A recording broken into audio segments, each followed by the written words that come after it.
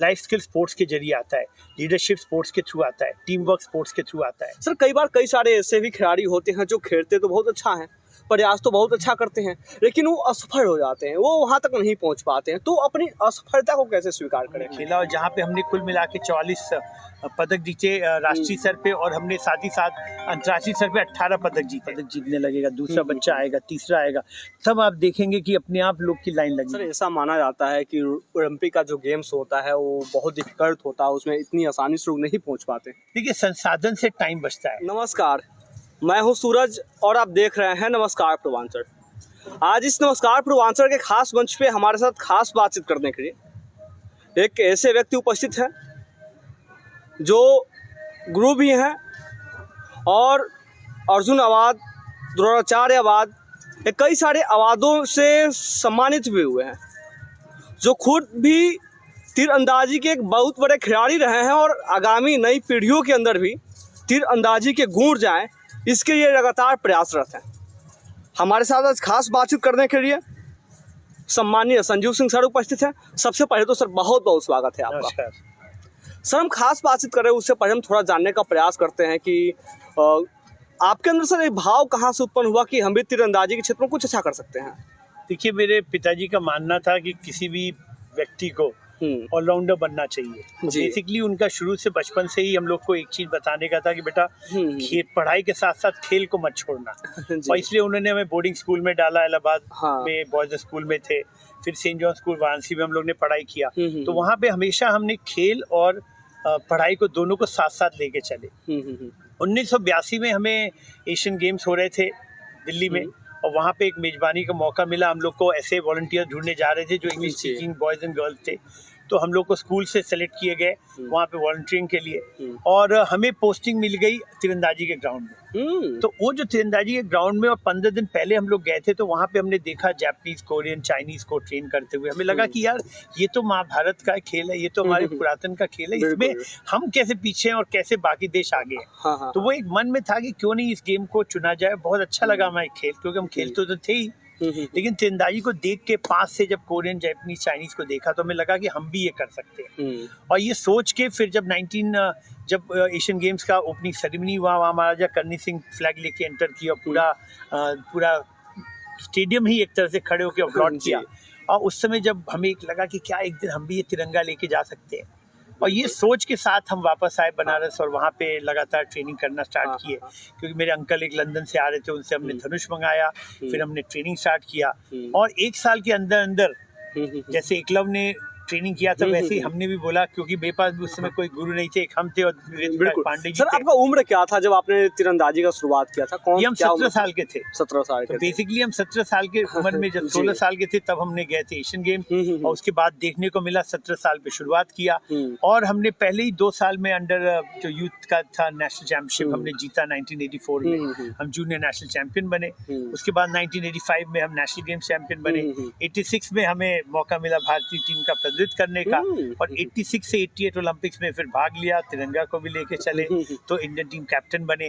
और 88 से 96 तक का सफर लगातार एज अ खिलाड़ी के रूप में हमने खेला, और जहाँ पे हमने कुल मिला के 44 पदक जीते राष्ट्रीय स्तर पे, और हमने साथ ही साथ अंतर्राष्ट्रीय स्तर पे 18 पदक जीते। बिल्कुल सर, हम इस विषय पे भी बात करेंगे, पर हम थोड़ा और जानने का प्रयास करते हैं, क्योंकि अभी हम लोग एक गाँव में बैठे हैं, और गाँव में सर आप हैं, तो आपने तो यहाँ के बच्चों के लिए इतने ढेर सारी व्यवस्थाएं कर दिया, बच्चों को आप खुद सिखा भी रहे हैं। तब शुरुआत जब आपने किया और आपके मन में आया कि हमें भी तीरंदाजी में जाना चाहिए, एक अच्छा खिलाड़ी हम भी बन सकते हैं, देश का झंडा रख के हम भी स्टेडियम में जा सकते हैं, तो उस समय आपको कौन व्यक्ति जो हमेशा प्रोत्साहित करते रहा? क्योंकि जब भी हम कुछ भी अच्छा करने का प्रयास करते हैं तो कई बार मन में कुछ कुछ नकारात्मक चीज़ें आती हैं, क्योंकि जब हम कुछ अच्छा कर रहे हैं तो थोड़ा कभी कभी फेल हो जाते हैं, असफल हो जाते हैं, तो उसमें आपको प्रोत्साहित कौन किया? देखिए, सबसे ज्यादा प्रोत्साहन तो मेरे पिताजी और माताजी ने किया, साथ साथ खासतौर से मेरे पिताजी ने, क्योंकि उनका ही हमेशा से था कि तुम्हें ऑलराउंडर बनना है। और वो हमेशा, जब भी हम असफल, ऐसा नहीं कोई भी खिलाड़ी होता है हमेशा सफल नहीं रहेगा, और जब तक हम असफलता नहीं देखेंगे, जब तक हम फेलियर्स को नहीं देखेंगे, तब तक सक्सेस का मजा ही नहीं आता। तो जब तक हम फेल करेंगे, और तीरंदाजी का ऐसा खेल है कि ये तुरंत बताता है, जब आप तीर चलाते हैं, या तो आपका 8 में लगा, 7 में लगा, 6 में लगा, आपको बता देता है कि आपने गलत चलाया, तो ये तुरंत आपको इंडिकेट करता है। तो ये सबसे बड़ी खासियत इस गेम की थी कि हमें इंस्टेंट रिजल्ट पता चलता है कि हमारे तालमेल में, हमारे टेक्निक में कहाँ कमी रह गई है, वो चीज़ को हमें सुधार करना है। तो वो चीज़ जो है, वो हमेशा जो फेलियर है कि हम 10 नहीं मार पाते, वो हमें धीमे धीमे ट्रेन करता है कि कैसे हम 10 मारने का वो कर पाए। सर, तीर अंदाजी के अलावा भी आपका क्या क्या शौक था पहले बचपन के दिनों में? देखिए, हम शुरू से ही एक खिलाड़ी थे, हम अपना एथलेटिक्स खेलते थे। जी, जी। हमने एथलेटिक्स में अच्छा करते थे, हम अपना बैडमिंटन खेलते थे, हम क्रिकेट खेलते थे, हॉकी खेलते थे, सभी खेल खेलते थे, क्योंकि एज अ स्पोर्ट्समैन हम स्कूल कैप्टन थे, अपने ग्रीन हाउस के भी कैप्टन थे, तो उस वजह से हर गेम खेलते थे और गेम में सभी में रुचि था। लेकिन जब से तीरंदाजी शुरू किया, तब से हमने देखा बाकी गेम छोड़ के सिर्फ तीरंदाजी में लग गए, क्योंकि हमें अपना एक स्थान बनाना था। और आपने देखा पिछले जब 1982 से शुरू किया, 85 में नेशनल गेम चैंपियन बनना और फिर कंटिन्यूअस भारत का प्रतिनिधित्व करके 96 तक ओलंपिक तक किया। और जब एटलांटा ओलंपिक में जब हम नहीं जीत पाए, तब हमें लगा कि अब हमें अपना अकेडमी शुरू करना चाहिए, जो हम नहीं कर पाए दूसरों को, इसलिए हमने टाटा आर्ची अकेडमी स्टार्ट किया 1996 में।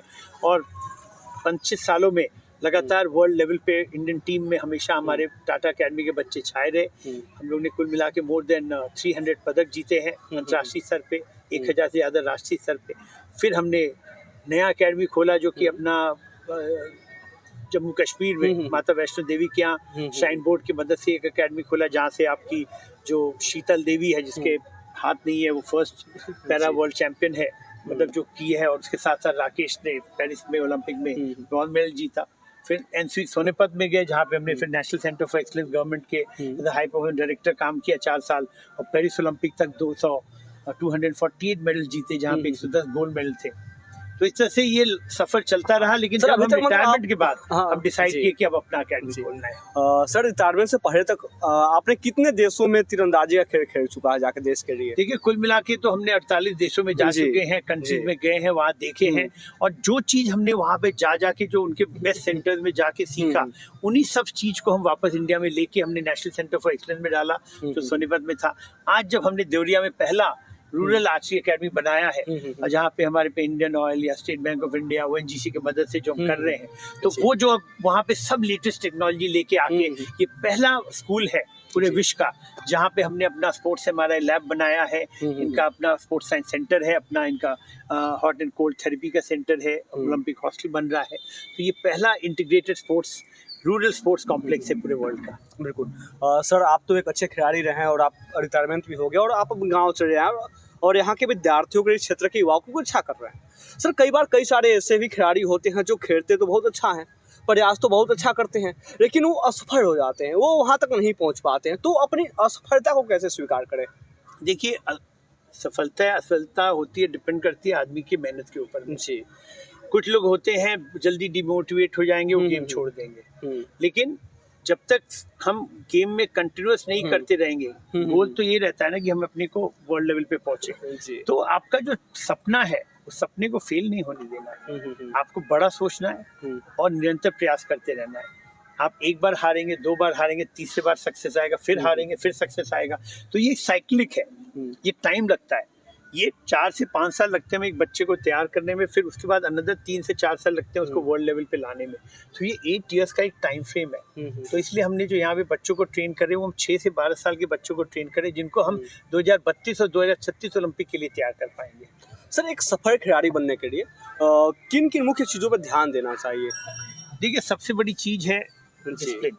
देखिए, डिसिप्लिन के बिना आप किसी फील्ड में आप कुछ नहीं कर सकते। तो आपका जब सेल्फ डिसिप्लिन आ जाएगा, जब नियमित आप उठेंगे टाइम पे, नियमित आप एक्सरसाइज करेंगे, नियमित आप ट्रेनिंग करेंगे, नियमित आप पढ़ाई करेंगे, हर चीज़ एक नियम के तहत आप करते हैं, तभी आप सक्सेस होता है। तो एक खिलाड़ी को, जिसको हम बोलते हैं 3 Ds और 3 Ps, तो परसिस्टेंस, पेशेंस और परसिवरेंस, ये तीनों चीज़ चाहिए।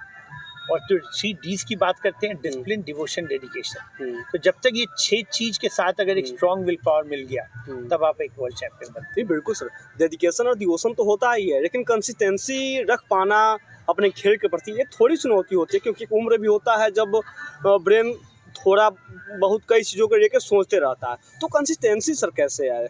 तो पेशेंस और परसिवरेंस, वही बोला ना, जो 3 Ps की हम बात करें उसमें 3 Ps क्या है? पेशेंस एंड परसिवरेंस भी एक पार्ट है। तो वो इसलिए बहुत जरूरी है क्योंकि आप फेल करेंगे। और जो कोच का काम है कि बच्चे को हमेशा ये याद दिलाना कि बेटा ये तेरा ये this is your first step. अभी आपको बहुत लंबा सफर तय करना है। उस लंबे सफर तय करने में ऐसे 1000 बार फेलियर आएंगे, लेकिन उन 1000 बार फेलियर के बाद ही सक्सेस आता है। तो विक्ट्री तो जब आप स्वेट बोलते हैं ना, जब पसीना खून बहाते हैं तभी उसका मजा आता है। तो बेसिकली हर एक खिलाड़ी को वो दौर से गुजरना पड़ता है, और वो जब दौर से गुजरता है तभी वो एक सशक्त खिलाड़ी बन के वर्ल्ड मेडल जीतता है। सर आपको अर्जुन अवार्ड कब मिला? 1994 में। और द्रोणाचार्य अवार्ड 2007। गांव का एक व्यक्ति जो गांव से निकलता है और इतना बड़ा धनुर्धर बनता है और इतने बड़े बड़े अवार्डों को हासिल करता है, सर कैसा लगता है आपको? देखिए, रिजल्ट जो होता है ये इसको हम बोलते हैं रिजल्ट। आपको रिजल्ट के बारे में नहीं सोचना है। जो बोलते हैं ना कि भगवान ने क्या बोला, तुम्हारा काम है अपना कर्म करना। बिल्कुल ये नहीं सोचना कि क्या मेरे सामने मेरे गुरु हैं, मेरे भाईजन है, क्या है, उनमें नहीं। तो हम लोग का जो काम है कर्म करने का काम है। एक खिलाड़ी अपना कर्म करता है, कर्म जब करता है उसके अपने आप सक्सेस मिलता है, सक्सेस मिलता है उसको आपका ग्लोरी आती है, फेम आता है, अवार्ड्स आते हैं। तो अवार्ड्स के लिए नहीं हम तैयारी करते, हम तो करते हैं अपना परिश्रम करते हैं कि अपने को अच्छे से अच्छा बनाने में। Medals, performance, money, fame, recognition, power, ये सब बाद में आते हैं। बिल्कुल सर। सर आप अपनी पूरी यात्रा को देखते हैं तो आपके यात्रा के दौरान कौन सा फेस ऐसा है जो अभी भी आपको पूरी तरह से याद है और आपको अंदर से प्रोत्साहित करता है?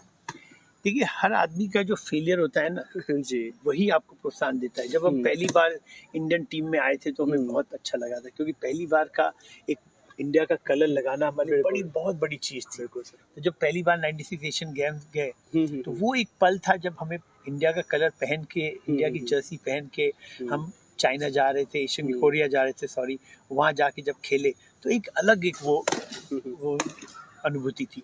वही चीज को हमें देखना है। वो अनुभूति जो है, वो अनुभूति को हम आगे, उसी ने हमें मोटिवेट किया कि अगर हम इस पल पे पहुंच गए, आज हमने इंडिया कलर किया, अब हमें इस कलर का को रखना है, इस कलर का ईमान, इसका ये चीज को हमें बचा के रखना है और मेहनत करनी है। तो वो जो फर्स्ट स्टेप होता है वो बहुत इंपॉर्टेंट होता है।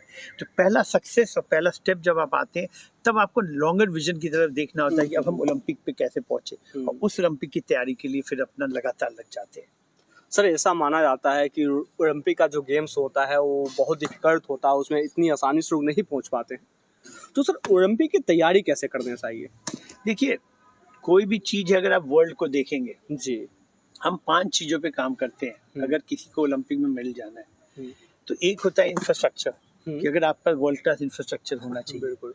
तो इम्पोर्टेंट क्या है कि मेरे पास इंफ्रास्ट्रक्चर होना। दूसरा जो है, इंफ्रास्ट्रक्चर के साथ हमारे पास जो कोचिंग स्टैंडर्ड होनी चाहिए वो हाई क्लास की होनी चाहिए, क्योंकि जब मेरी हाई क्लास की कोचिंग स्टैंडर्ड होगी तभी हम अच्छा कोचिंग कर पाएंगे। फिर तीसरा आता है टैलेंट, कि अगर हमारे पास रॉ टैलेंट को, तो हमें टैलेंट को पकड़ना है। जब टैलेंट को हम, जितना ज़्यादा हम टैलेंट को पकड़ेंगे उतना ज़्यादा हम अच्छा करेंगे। तो टैलेंट को एक्विजिशन करने के लिए हमें चाहिए कि हमारे पास एक पाइपलाइन होनी चाहिए। तो हमें सिर्फ ये नहीं कि हमने 10 बच्चे चुने उन्हीं को, नहीं, हमारे कंटिन्यूस पाइपलाइन बननी चाहिए कि आज हमारे पास 10 बच्चे 14 साल के, अगली बार 12 साल के, 13 साल के, 15। तो एवरी लेवल पे जब हमारे पास टैलेंट पाइपलाइन बना रहेगा, तो चाहे वो ग्रास रूट से लेके डिस्ट्रिक्ट, तो दैट मीन्स कस्बे से लेके डिस्ट्रिक्ट, डिस्ट्रिक्ट से स्टेट, स्टेट से नेशनल, ये पाइपलाइन होनी चाहिए। तो बाकी company like a base of a pyramid, जब 10,000 बच्चे ट्रेन करेंगे तो 1:1000 के स्केल पे 10 बच्चे इंटरनेशनल पहुंचेंगे। तो इसलिए टैलेंट पाइपलाइन का डेवलपमेंट करना, इंफ्रास्ट्रक्चर का रखना, कोचिंग करना, और उसके बाद हमें इक्विपमेंट और हमें एक्सपोजर चाहिए। तो इक्विपमेंट्स हमें चाहिए जो लेटेस्ट होने चाहिए, और हमें एक्सपोजर चाहिए क्योंकि हमें नेशनल, स्टेट, वो कंट्रीज खेलने हैं, तो उस पर ध्यान रखना है। जब हम ये पांचों चीज पे, जब हम कोई भी कंट्री या कोई भी फेडरेशन ध्यान देता है, तभी हम ओलंपिक की तैयारी कर पाते हैं। लेकिन सर अभी आपने अपने बारे में बताया कि आपने अपनी तैयारी एक रब्बे के जैसे ही बिना गुरु के और बिना संसाधनों के किया। तो सर क्या लगता है कि जीवन में सफल होने के लिए संसाधन बहुत महत्वपूर्ण ही है? देखिए, संसाधन से टाइम बचता है। अब हमें, क्योंकि उस समय कोई कोच नहीं था, हम थे और मेरे पांडे जी जो हमारे पीटीआई टीचर थे, उनको भी नहीं ज्यादा नॉलेज था ना हमें, तो हमने को बहुत चीज ट्रायल एंड एरर से किया। अब जो नए बच्चे आ रहे हैं उनको ट्रायल एरर करना नहीं पड़ रहा है, क्योंकि उनको बेस ही हम स्ट्रॉन्ग कर रहे हैं, उनको बेस ही साइंटिफिक कर रहे हैं। तो जब हम बेस, अच्छा गुरु रहेगा तो बेस स्ट्रॉन्ग हो गया तो वो ज्यादा आगे निकल पाएंगे। तो जो दूरी हम 10 साल में तय किए, आज के बच्चे वो 4 साल में कर रहे हैं, आने वाला पीढ़ी 2 साल में करेगा। ये फर्क पड़ेगा। जो साइकिल है वो कम हो जाएगी, क्योंकि आप बेस आपका स्ट्रांग होगा तो साइकिल कम होने पे आप जल्दी वो दूरी तय करके वो हाई स्कोर मार पाएंगे। बिल्कुल सर, आप लोग तो देश के महान खिलाड़ियों में से एक रहे हैं। सर, कब आपके दिमाग में आया कि अब रिटायरमेंट के समय हम अपने ग्रामीण अंचल में से विद्यालयों को खोलेंगे? क्योंकि अक्सर हम लोग देखते हैं, जब भी लोगों के पास थोड़े पैसे आते हैं, थोड़ी उपलब्धियां आती है, तो गांव से शहरों की ओर भागते हैं, और गलती से वो शहर चले गए तो फिर मुड़ के गांव की तरफ आते ही नहीं है। लेकिन सर, आपके मन में ऐसा क्या रहा कि नहीं, और कितनी भी बड़ी उपलब्धि क्यों ना हासिल करें, कितने भी पैसे क्यों ना हो जाए, कि हमें गांव की तरफ आना है? सर, मतलब गांव में ऐसी क्या चीज रही जो आपको खींच के गांव की तरफ लेके आई? देखिए, एक चीज है कि जो हमारे, हम बोलेंगे कि जो हमारे पूर्वज थे, उन्होंने हमेशा कोशिश किया कि समाज के लिए कुछ कर पाए। तो ये चीज हमारे अंदर में हमेशा से था कि जो मेरे पिताजी थे उनका हमेशा ये था कि कैसे हम इसको और हम मतलब गांव के लिए क्या करें। वो हमेशा ये कहते थे कि नहीं, हमें कुछ करना है गांव के लिए। तो वो चीज़ को ध्यान में रखते हुए हम लोग का था कि नहीं, हमें भी वापस गांव जाना होगा, क्योंकि हमने पिता को भी बोला हुआ था, पिताजी को भी, कि नहीं हम कुछ करेंगे गांव के लिए। तो गांव में टैलेंट की कमी नहीं है। आज जब हम प्रधानमंत्री की बात सुनते हैं कि विकसित भारत 2047 में करना है, या हमें जो टॉप 10 स्पोर्टिंग पावर में आना है, तो वो कैसे आएगा? वो तो तभी आएगा जब गांव विकास करेगा, जब गांव भी डेवलप करेगा। तो डेवलप्ड इकोनॉमी तो हो नहीं सकती बिना डेवलप गांव के। तो अगर हर आदमी और ये सोचेगा प्रधानमंत्री सिर्फ ये करेंगे तो होगा नहीं। हम हर नागरिक के कर्तव्य होना चाहिए, वो अपने जो भी सक्षम, जो उसकी सक्षमता होगी उसके तहत वो क्या बदलाव ला सकता है समाज में। तो हम लोग को लगा, मेरे और मेरी वाइफ को, कि अगर हम एजुकेशन लाते हैं अपने गांव में, एक अच्छा स्कूल खोलते हैं और उस स्कूल से बच्चों को टैलेंट को ट्रेन करके ओलंपिक तक ले जाते हैं, या पढ़ाई में उनको इंजीनियर डॉक्टर बनाते हैं, उससे समाज भी विकास होगा, गांव का भी विकास होगा। 10 साल में जब बच्चे हर एक गाँव के हर एक घर में कोई सिपाही, कोई पुलिस, कोई आर्मी, कोई रेलवे का अगर होगा तो अपने आप इकोनॉमी डेवलप करेगी। और एक बच्चा अगर उस लेवल पे पहुंच गया, वो नया जनरेशन को पढ़ाएगा, तो उसमें पढ़ाने की आदत आएगी। तो एजुकेशन और स्पोर्ट्स, ये दोनों एक बहुत डेडली कॉम्बिनेशन है, जिसकी वजह से आप खेल में भी जा सकते हैं और पढ़ाई में भी जा सकते हैं। तो उस चीज़ के लिए हम लोग ने चुना कि नहीं, गांव में इस चीज़ की कमी है, और इस कमी को अगर हम दूर कर पाते हैं एक रूरल टैलेंट को, तो हम अपने प्राइम मिनिस्टर के विजन को भी पा रहे हैं कि हम विकसित भारत में भी मदद कर रहे हैं। हम जब सेल्फ रिलायंट टेक्नोलॉजी की बात करते हैं, तो हम टेक्नोलॉजी भी पूरे वर्ल्ड से लेके आए हैं, France, Germany, China, Korea, Japan से। तो आज हमने अपना ह्यूमन परफॉर्मेंस लैब बनाया है, स्पोर्ट्स MRI खुद करते हैं। तो वो चीज़ हमारे सब चीज़ हम टेक्नोलॉजी ले आए कि हर गाँव के बच्चे के पास किसी चीज़ की कमी नहीं है। ये पहला इंटीग्रेटेड स्पोर्ट्स कॉम्प्लेक्स पूरे वर्ल्ड का है, जहाँ पे education, sports science and the physiotherapy सब कंबाइन करके हम बच्चे को ट्रेन कर रहे हैं। नहीं, बिल्कुल सर, आपके विजन तो सर हैं, लेकिन ग्रामीण अंचल में रहने वाले जो भी पेरेंट्स हैं और जो भी बच्चे हैं, उनके विजन इतने बड़े नहीं हो पाते हैं। तो सर, पेरेंट्स और बच्चों को कैसे आप समझाते हैं? देखिए, सबसे बड़ी वही चीज़ है ना कि देखिए, विजन में टाइम लगता है, ये नहीं कि तुरंत होता है। लेकिन जब आप लोग आते हैं और जुड़ना शुरू करते हैं और आपके विजन को देखते हैं, जब एक बच्चा यहाँ से पदक जीतने लगेगा, दूसरा बच्चा आएगा, तीसरा आएगा, तब आप देखेंगे कि अपने आप लोग की लाइन लगेगी। जब कोटा शुरू हुआ था, शायद एक बच्चा इंजीनियर निकला, लेकिन धीमे धीमे हर कोटा के घरों में इंजीनियरिंग की तैयारी होने लगी। आज पूरा भारत कोटा जाता है और पढ़ता है, निकलता है। तो सेम चीज़ है, सक्सेस ब्रीड सक्सेस। एक मेडल आएगा, उसके बाद दूसरा मेडल आएगा, फिर तीसरा आएगा। तो जब मेडल्स आने शुरू होंगे, लोग जुड़ने शुरू हो जाएंगे, क्योंकि उनको दिखेगा कि आज गांव बदल रहा है, आज यहाँ के बच्चे बदल रहे हैं, आज यहाँ के बच्चों के अंदर क्षमता है पदक जीतने की। और जैसे जैसे पदक जीतते चले जाएंगे और बढ़ता चला जाएगा। बिल्कुल सर। सर, एक समय ऐसा था कि आप शिष्य रहे होंगे और आपके भी कोई ना कोई गुरु रहा होगा, उस दौरान आपने सीखा होगा और आप इतनी बड़ी सफलता हासिल की हैं। आप एक गुरु के रूप में इन जब छोटे छोटे बच्चों को सिखा रहे हैं, तो आपके पास तो व्यापक अनुभव भी है, क्योंकि आपने कई सारे बड़े गेम्स को खेला है, देश का प्रतिनिधित्व किया है।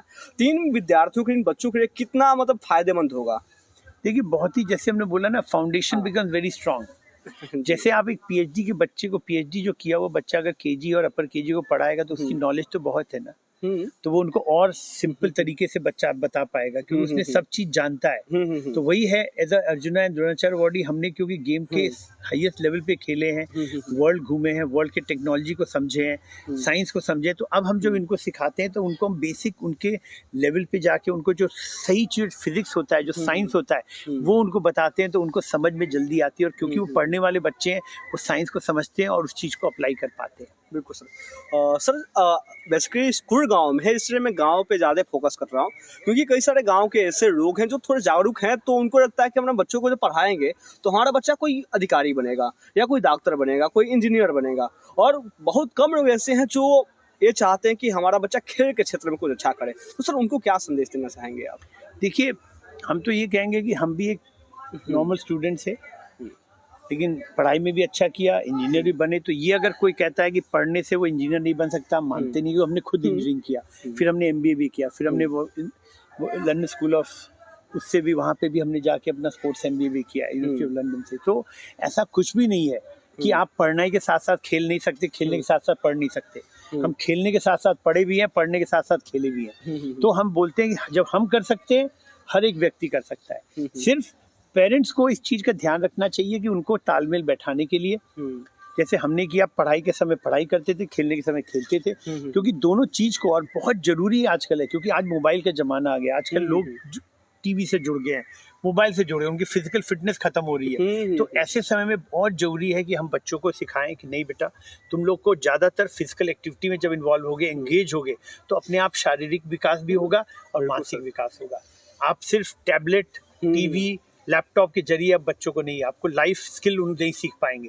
लाइफ स्किल स्पोर्ट्स के जरिए आता है, लीडरशिप स्पोर्ट्स के थ्रू आता है, टीम वर्क स्पोर्ट्स के थ्रू आता है। तो जब तक बच्चा खेलेगा नहीं, तब तक उसकी बॉडी विकास नहीं करेगा और माइंड भी डेवलप नहीं करेगा। तो मेरा रिक्वेस्ट यही है पेरेंट्स से कि उनको ये कोशिश करनी चाहिए कि बच्चों को खिलाए भी। ठीक है, आप कम समय 2 घंटे खेलिए, लेकिन 2 घंटे को जरूर फील्ड में भेजें, जिससे उनकी शारीरिक विकास होगी, टीम वर्क की भावना आएगी, सोसाइटी डेवलपमेंट सीखेंगे, हर वर्ग के लोग के साथ मिल के काम करना सीखेंगे। ये बहुत ज़रूरी है, और इसलिए हमें बहुत ज़रूरी है कि बच्चों को जो अपना मोबाइल और अपना जो लैपटॉप और टीवी को छोड़ के थोड़ा सा एंगेज करे फिजिकल एक्टिविटीज में, और तब वो देखेंगे बच्चे पढ़ेंगे भी और खेलेंगे, दोनों में अच्छे। तो बिल्कुल सर। सर अपना जो स्कूल है, तो इस स्कूल में क्या सिर्फ गेम्स और स्पोर्ट ही होगा या फिर क्लासेज वैसे चलेंगे? नहीं, ये नॉर्मल स्कूल है जी। ये नॉर्मल CBSE का स्कूल है। अभी हम लोगों ने CBSE के मान्यता के लिए अप्लाई किया है, इस वीक में आ भी जाना चाहिए। तो ये नॉर्मल CBSE स्कूल है, जहाँ पे पढ़ाई पे पूरी ध्यान दी जा रही है। लेकिन पढ़ाई के साथ साथ 10,000 घंटे का हमने स्पोर्ट्स करिकुलम स्टार्ट किया है, जो पढ़ाई के साथ साथ चलेगा। जैसे जो KG अपर KG के बच्चों को हम लोग सिर्फ रबर से बच्चों को ड्यूरिंग देयर क्लास, जब स्पोर्ट्स पीरियड में कराते हैं, तो दिन में वो सिर्फ 1 घंटा वो स्पोर्ट्स पीरियड में वो अपना ट्रेनिंग करता है। बट 1 घंटा के मतलब वो एक पहले साल में, जब वो 4 साल का बच्चा है, 5 साल का बच्चा है, तब उस रबर से करता है, तो 1 साल में अगर 360 घंटे ट्रेनिंग कर लेता है, क्योंकि 1 घंटा पर 360 दिन अगर करता है, सैटरडे संडे को करता है, तो लेके 360 घंटे होता है। तो जब तक वो 4, 5, 6 साल का जब तक होता है, तब तक वो ऑलरेडी उसने 360, 900 घंटे कर लिया, और 1 घंटे में वो कम से कम 30 बार अभ्यास करता है। तो 300 अगर हम घंटे भी लेंगे, तो 300 में 9,000 बार अभ्यास वो 1 साल में कर चुका है। तो जब तक वो 6 साल का होता है, तब तक वो 18,000 घंटे का 18,000 बार वो अभ्यास बिना तीर पकड़े हुए तीर चला चुका है। तो जब वो जब क्लास 1-2 में पहुंचता है, और जब हम उसको रब्बो से स्टार्ट कराते हैं ऑलरेडी, क्योंकि वो 18,000 टाइम्स उसने माइंड में किया रहता है, जो मेंटल स्किल डेवलप हो चुके रहते हैं, तो उसको करने में और ईजी होता है। तो वो बच्चे तब और जल्दी करते हैं। तो इस तरह से हम करके उनको, जैसे 300 घंटे, फिर जब क्लास 1-2 में आते हैं बच्चे, तब उनको हम लोग शाम को बुलाना शुरू करते हैं कि आने के लिए। तो 6 साल से वो शाम को 2 घंटे आता है, तो उसके अब 3 घंटे के ट्रेनिंग हो गए, जहाँ पे वो 300 का तब 900 घंटे हो गए। तो क्लास 3 के बाद से उसके ट्रेनिंग आवर्स बढ़ना शुरू हो जाते हैं, जब वो अब वो सैटरडे संडेज को सुबह और शाम दोनों टाइम ट्रेनिंग करता है, तो 6-6 घंटे उस दिन करता है। तो इस तरह से उसकी टाइमिंग बढ़ के 1,000 घंटे में पहुंच जाते हैं। तो जब तक वो क्लास 6 में पहुंचता है, वो 1,000 घंटे का ट्रेनिंग कर रहा होता है। और फिर वो जब तक 12 तक जाता है, वो 6,000 घंटे हो जाते हैं, उसके पहले 4,000। तो टोटल मिला के 10,000 घंटे की ट्रेनिंग वो कर चुका होता है, जब तक वो 18 ईयर में जाता है, बिना वो स्पोर्ट्स एजुकेशन को छुए हुए। एजुकेशन तो अपना टाइमली हो ही रहा है। नहीं बिल्कुल सर, इससे वो मेंटल और फिजिकल दोनों लेवल पे अपने आप को बहुत स्ट्रांग कर देता है। सर ये तो अभी हो गया है कि गवर्नमेंट जॉब में जो भी स्पोर्ट्स कोटे के खिलाड़ी होते हैं, उनको आसानी से नौकरियां मिल जाता है। तो सर क्या क्या प्रिविलेज मिलता है? नहीं, देखिए, अभी तो गवर्नमेंट काफ़ी फैसिलिटीज दे रही है ना, कि अभी तो सबसे बड़ी फैसिलिटीज दे रही है कि आपका रिजर्वेशन हो गया, स्पोर्ट्स कोटा हो गया। तो अब अगर आप स्पोर्ट्स में नेशनल मेडल जीतते हैं, आपको जॉब मिल जाता है। तो एक वो बहुत बड़ी सहूलियत हो गई। आज CSR के तहत कंपनीज आपको सपोर्ट कर रही है ट्रेनिंग में, इक्विपमेंट देने में, वो सपोर्ट मिल रहा है। आज कंपनीज आ रही हैं जो आपको स्कॉलरशिप दे रही हैं, तो उसमें भी आपको सपोर्ट मिल रहा है। तो आजकल को पढ़ाई के लिए आपको, जैसे अभी हम ही ने एमसीएम फाउंडेशन के साथ टाई अप किया है, जहाँ पे 6 से 12 साल के बच्चों को हम लोग स्कॉलरशिप देने जा रहे हैं। आज एसबीए फाउंडेशन के साथ टाई अप किया है, जहाँ पे बच्चों को 6 लाख रुपए का हर साल का बच्चों को फ्री ट्रेनिंग प्रोवाइड की जा रही है। एजुकेशन, ट्रेनिंग, इक्विपमेंट, एक्सपोजर वो मिल रहा है। तो ये सब कैसे पॉसिबल है कि आज हम गवर्नमेंट के सीएसआर स्कीम के तहत हम लोगों को जोड़ पा रहे हैं, लोग उस बहाने लोगों को फायदा मिल रहा है। आज इंडियन ऑयल ओएनजीसी के तहत हमने अपना वर्ल्ड क्लास सेंटर बना रहे हैं यहाँ पे। तो अब कंपनीज जोड़ रही हैं, तो ये जो पीएसयू जोड़ रहे हैं उसके तहत हमें बहुत सारी सुविधाएं मिल रही है, जिसके तहत हम गेम को और ऊपर ले जा पाएंगे। बिल्कुल सर। सर, मौजूदा देश के युवाओं को और खेल प्रेमियों को कोई संदेश देना चाहें इस मंच के माध्यम से? मैं सिर्फ ये कहना चाहूँगा कि देखिए, ये सबके अंदर काबिलियत है, काबिलियत की कमी किसी के अंदर नहीं है। आप अपने छुपी हुई काबिलियत को पहचानिए, चाहे वो खेल हो, चाहे वो पढ़ाई हो, चाहे वो डांस हो, चाहे वो आर्ट्स हो।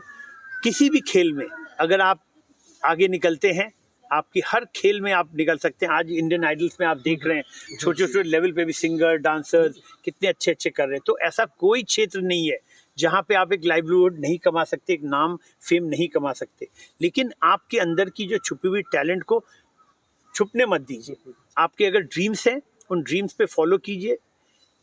फेलियर आएंगे बट सक्सेस भी आएगा, लेकिन सक्सेस के लिए आपको पेशेंस रखना पड़ेगा। जैसा हमने बताया आपको, पेशेंस, परसिवरेंस वो बहुत इंपॉर्टेंट है। और आपका डेडिकेशन, डिवोशन, डिसिप्लिन बहुत इंपॉर्टेंट है। और अगर आपका स्ट्रॉन्ग विल पावर है तो आप कुछ भी कर सकते हैं। बहुत बहुत धन्यवाद सर अपना महत्वपूर्ण समय देने के लिए।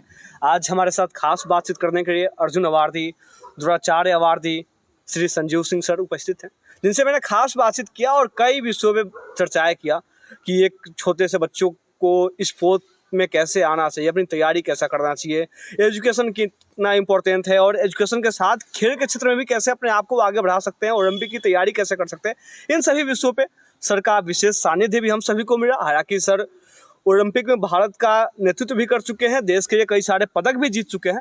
तो सर को आपने सुना, पूरे पॉडकास्ट को आपने देखा, कैसा लगा? अपने सुझाव अवश्य साझा करिएगा। और हालांकि अब भी कोई भी प्रश्न आपके मन में है तो आप कमेंट अवश्य करिएगा। पुनः सर से जब भी मुलाकात होगी हम आपके उन सभी प्रश्नों का जवाब ढूंढेंगे।